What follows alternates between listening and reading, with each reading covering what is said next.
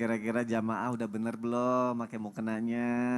Nanti kita bahas jamaah nih. Nah pertanyaan yang tadi sebelum jeda iklan, apakah benar khususnya wanita bisa mengetahui sholatnya diterima atau tertolak? Bisa terlihat dari pakaian sholatnya. Dan katanya ada pakaian yang bila tidak dipakai wanita, maka sholatnya akan tertolak. Pasti jamaah udah jawab, mau kena paling mau kena kan gitu kan. Habib Usman mau jawab Atau jilbab. sekarang nih. Atau jilbab. Ayo. Atau jilbab. Oh salah. Apa kira-kira yang akan dibahas pagi hari ini? Silakan Habib Usman bin Yahya. Afwan, Ustadz Syam, Ustadz Maulana. Bismillahirrahmanirrahim. Allahumma salli ala Sayyidina Muhammad wa ala ali Sayyidina Muhammad. Orang yang keempat yang tertolak salatnya adalah wa mra'atun hurratun tusalli bi ghairi khimarin. Wanita yang merdeka, yang dimana salatnya tanpa memakai khimar. Apa sih itu khimar? Khimar dalam Al-Quran disebut dengan khumur, adalah kain yang menutupi kepala, leher, dan menjulur menutupi dada wanita dari depan maupun dari belakang. Dan juga menutupi daripada rongga-rongga ini. Yang dimana itu khimar, itu yang benar. Kalau ditutup sampai bawah, itu jilbab dengan syar'i. Kalau misalkan ditanya, auratul mar'atul ajnabiyah mana sih? Auratul mar'atul ajnabiyah wilal wajha wal kafain, itu yang benar.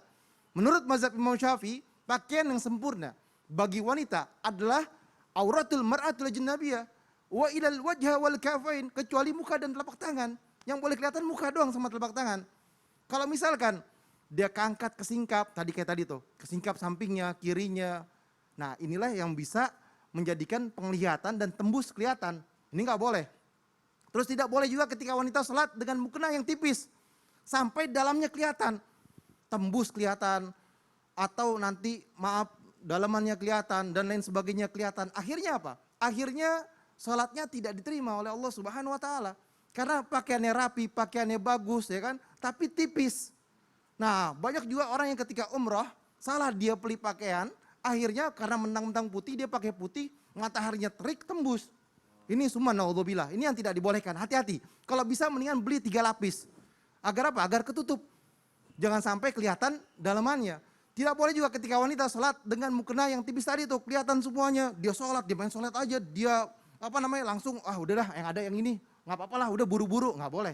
Harus diperhatikan baik-baik. Dan juga ketika sholat menghadap kepada Allah Subhanahu Wa Taala dengan adab yang baik, adab yang benar. Kebanyakan mereka yang nggak punya adab, sholat main asal pakai pakaian, terus pakai mukenanya udah hitam-hitam titik-titik lagi.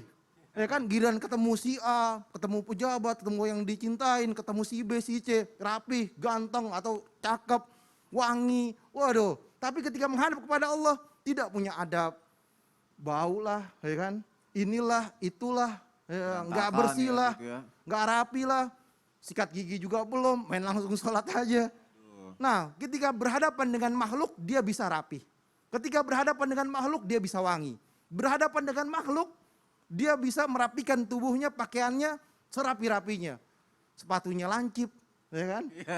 Licin, badannya bajunya bagus, pakai jas rapi. Tapi menghadap kepada Allah, pakai kaos, ya kan? Pakai sarung doang. Nah inilah yang harus kita perhatikan. Karena apa?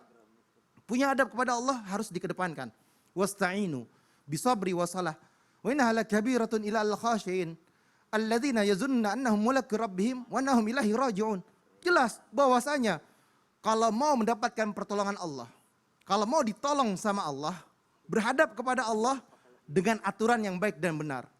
Jilbabnya diperhatikan, khimarnya diperhatikan, mukenanya diperhatikan, pakai parfum, pakai minyak wangi, wangi berhadapan kepada Allah. Dan sholatnya bisa lebih khusyuk, bisa lebih baik lagi. Orang yang ingin khusyuk, dia akan tekun, dia akan fokus. Kalau dia sudah meremehkan, dia tidak bisa fokus dan tidak bisa khusyuk. Oleh karena itu, manusia yang pintar, manusia yang baik, manusia yang mendapatkan keridhoannya Allah Subhanahu Wa Taala adalah mereka yang mengedepankan bagaimana caranya dicintai dan disayang oleh Allah Subhanahu Wa Taala. Kalau mau disayang oleh Allah, sayangi dululah Allah Subhanahu Wa Taala, cintai dululah Allah Subhanahu Wa Taala. Kalau mau mendapatkan ridhonya Allah, carilah keridhoannya Allah.